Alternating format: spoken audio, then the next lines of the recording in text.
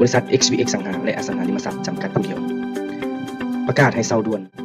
ส่วนอาหารกีฬาและสระว่ายน้ำบ้านจอมมณีเมืองจันทบุรีนครหลวงจันทร์เริ่มจาก3แยกวงเวียงบ้านจอมมณีแล้วแล่นซื้อไปทางธุรภาพแห่งชาติลาว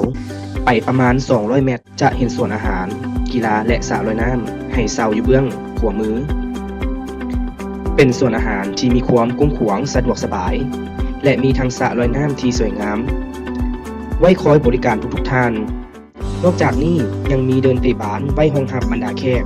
ที่มีใจมักฮักในการเฮ็ดกิจกรรมประเภทเตะบานนำอีกสถานที่จอดรถกว้างขวางสะดวกสบายเนื้อที่ทั้งหมดแมน 5,890 ตารางเมตรราคาเซาแมน 200,000 เหรียญต่อปีราคาสามารถต่อรองกันได้สนใจติดต่อสอบถามได้ที่เบอร์